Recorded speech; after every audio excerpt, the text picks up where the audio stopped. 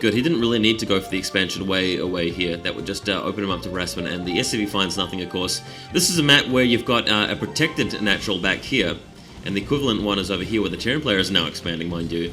And the normal natural expansion, which the Protoss player is now taking and the Terran player has already taken. So this is going to be 3-base Terran versus a 3-base Protoss. And with this sort of situation, you'd probably be expecting the Protoss player to go for a 4th base pretty quickly, just to try and stay 1-up on the Terran player.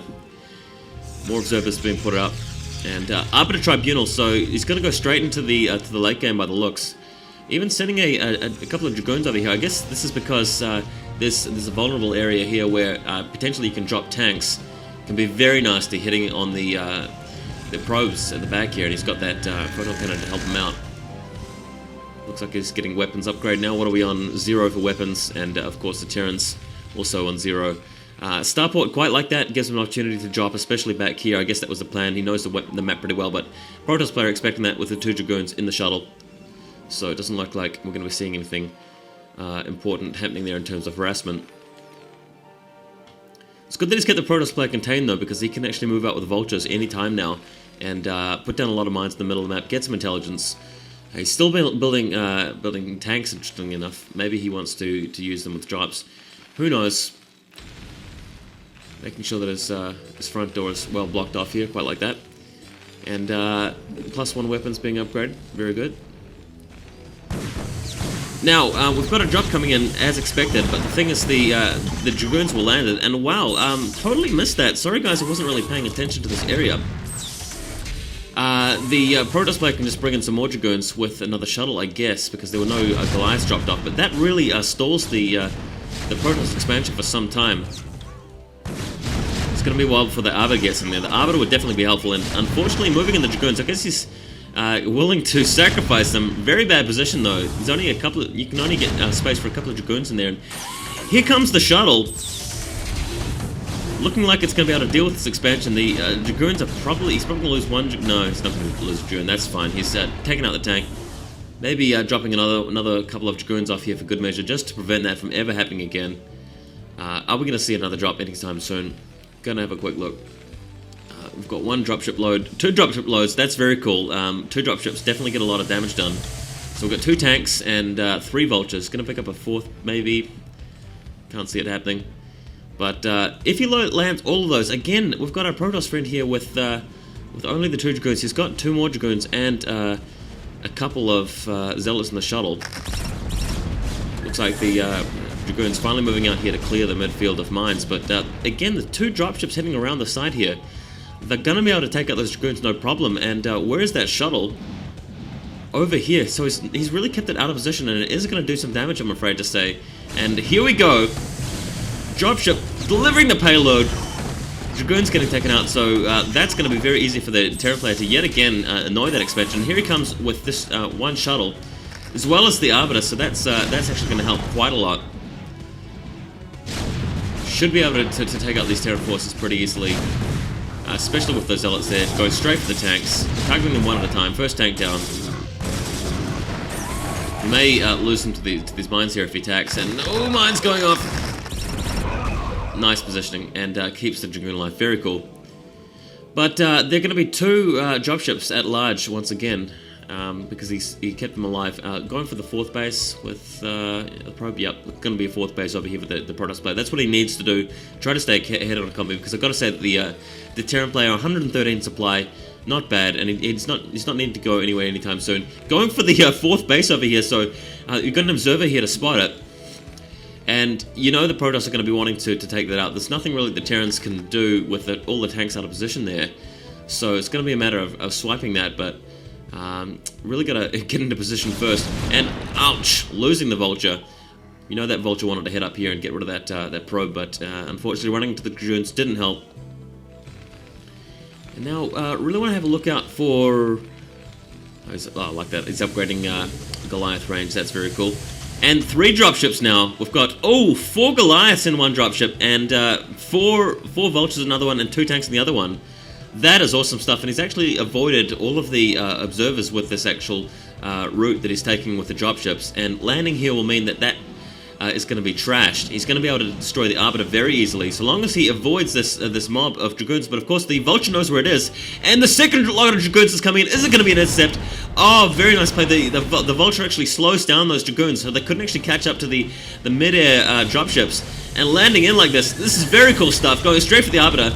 And oh, brilliant stasis! Brilliant stasis, that buys him a lot of time. It's going to be able to give him time to bring in a shuttle. And this is a great play, getting rid of everything. That stalls the Terran's drop very effectively. What is going to happen after the stasis field is lifted, though? Will the Terran player have enough to deal with this? Yes, he will. The thing is that by then, the Protoss player probably will have dropped in a lot more in the way of troops. Going over to pick up some more Zealots now, but any time now, he's going to have that whole lot of troops unfrozen. Probably going to hit that Arbiter pretty quickly as well. Dropship coming in now, second Arbiter as well. You'll see a scan, and oh, just in time. And in the nick of time, the cavalry arrives, got some more Zealots coming in. Pretty good micro from the Terran player, but he just does not have enough troops on the ground. Picking them back up again. Very conservative play, I like that. The only problem here is that the Dragoons are going to be able to fan out. As you can see, he's moving the Dragoons, wanting to intercept, and hanging out in the territory. I don't really know why he's not attacking with his Arbiter. He can just send the Arbiter over there and pick off the dropships. If they move over to the empty ground here, the Dragoons will obviously destroy them. And that is oh, don't hit over there. Oh man. Oh, why would you do that? Losing both dropships, and out in the field we've got some mines being laid. I really just feel like this could just be stalling tactics now, because the Terrans are up to 144 supply. Protoss on 100, well, max supply, but once they, and of course, in the meantime, while we're talking about that, the command center had to be lifted off, but 3 base Terran, gonna be enough, and he is moving out. Observer spots all of this before being taken out, so we've got an opportunity for the Protoss player to deal with this. He's gonna have to get back into position, though, because these tanks, once they get very close to the Protoss player, probably gonna be cutting off a lot of Dragoons.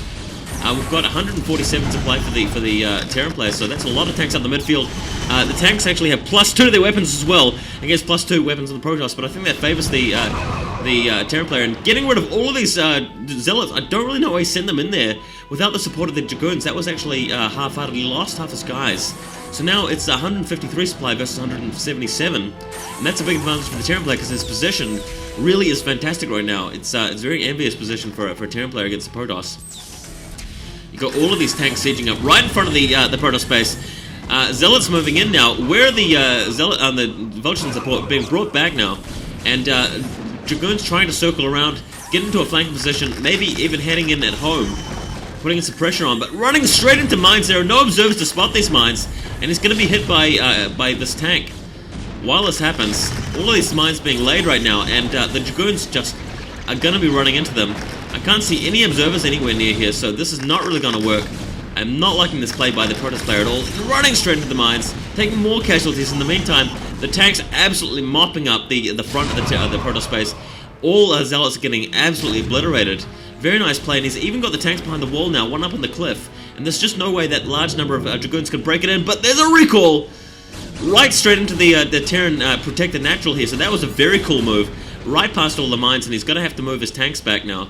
Not really sure what's going to be going on here. Maybe just waiting for a pull-up of forces before moving in, evacuating the SCVs now. He's going to lose that command center, but at least he can actually get rid of those Dragoons by sieging up the tanks on the ridge, trapping him in.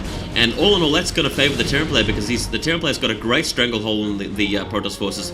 Most of the gateways are over here, so he's going to be able to prevent a large group of troops from getting past this area. Only has to set up a few tanks there, and now he can move over and hit this area, where some more gateways are being added. This is really what he wants to do, add more gateways so that he can use this base as a portal for sending out new troops, spending his cash, and that's going to keep him in the game. But things are looking pretty good for the Terran player. He's made some great decisions this game, and his micro's been pretty decent, I must say. And we've got another opportunity to take the expansion. There's no observers around here anymore, so the Protoss player is not going to see this. This is very cool. It's going to keep the Terran player into three reasonably fresh expansions. Having said that, though, the expansion over here is not looking very fresh at all, so it's going to be more like 2. Dragoons have spotted it, though, so unfortunately he's going to have to lift that off once again. But in the meantime, this is very nice. Tanks moving up to siege this whole base. He's gonna lose it. Those fresh gateways just being pummeled, and over here, still he's got a block on. Not enough forces able to push out. He's got a turret there, but it'd be nicer if he had a turret over here as well, just because there's so much that can be cloaked with an Arbiter moving in. We'll see how it goes. Looking very decisive here for the Terrans. He doesn't even have to worry about these Dragoons over here. That's just wasted supply right now, and yeah. Here comes the push anyway. Just going to see that one tank in range. That's really going to deal with all of the Dragoons, inching a little bit closer. Once he sets up a new command center there, he'll be set, and we'll be fine. And back here, just closing in, going to kill all of these probes. There's no way they're going to be able to make it out. Oh, EMP as well, and very nice, taking out the Arbiter shields and the Arbiter's energy, more importantly. And a lot of storm going down. Fortunately, EMP didn't quite take out those Arbiters.